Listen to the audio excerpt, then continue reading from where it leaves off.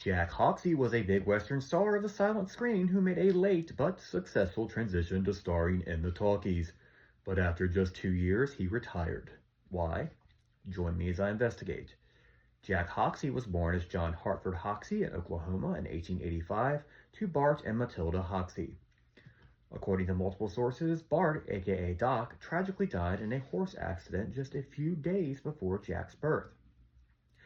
Matilda and her son moved to Idaho shortly afterward, where she remarried and gave birth to Jack's brother Al, who later became the silent Western star Al Hoxie.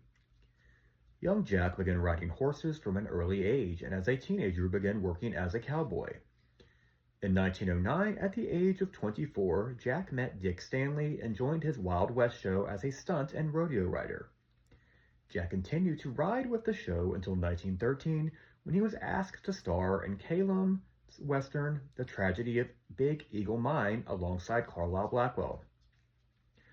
From 1913 to 1919, Jack was billed as Hart Hoxie. While his starring debut appears to have been well received, he drifted into mostly supporting roles, but very popular and well received ones for the next several years of the 19-teens.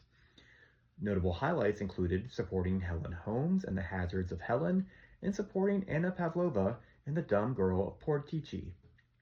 During the late 19-teens, Jack began to get often typecast as a heavy in several westerns, including playing Joe LaBarge in Blue Blazes Rawdon in 1918, which starred William S. Hart, and appearing as Wallace Reed's adversary in Valley of the Giants in 1919.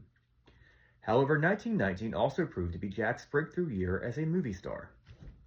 Now being credited as Jack Hoxie, he was cast as the title character in the Arrow Western serial Lightning Bryce, and became a star almost overnight.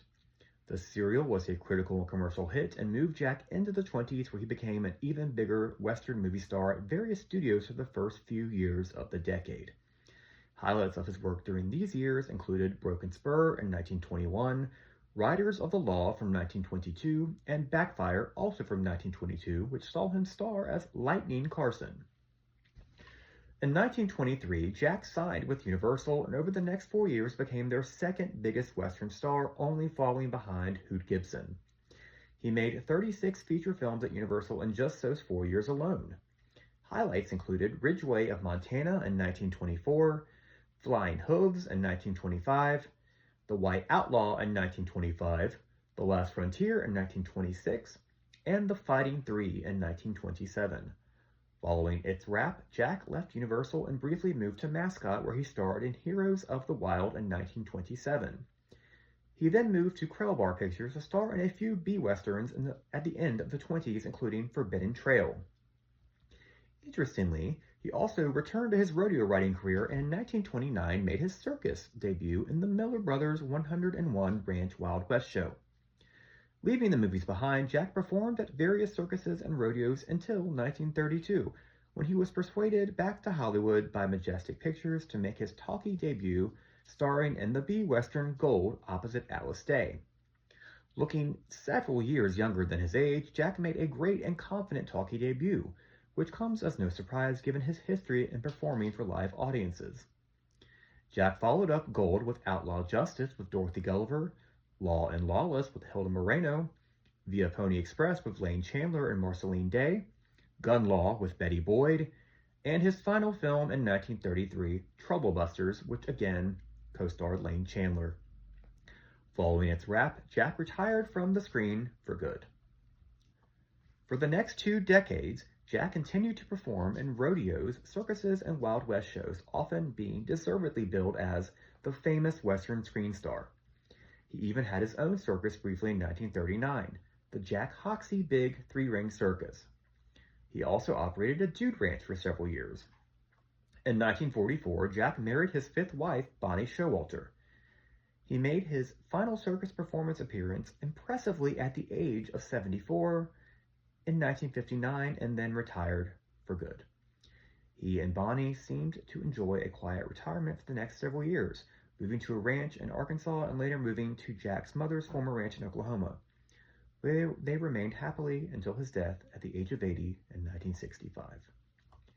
So we are left with the question, why did Jack Hoxie retire so early on in the talkies? Well, we have that answer, luckily. Jack was primarily a rodeo rider from the beginning and only became a movie star by chance. He had already moved on to performing in rodeos again and later circuses after his silent stardom ended, and only on a lark was persuaded to come back to the screen in the talkies.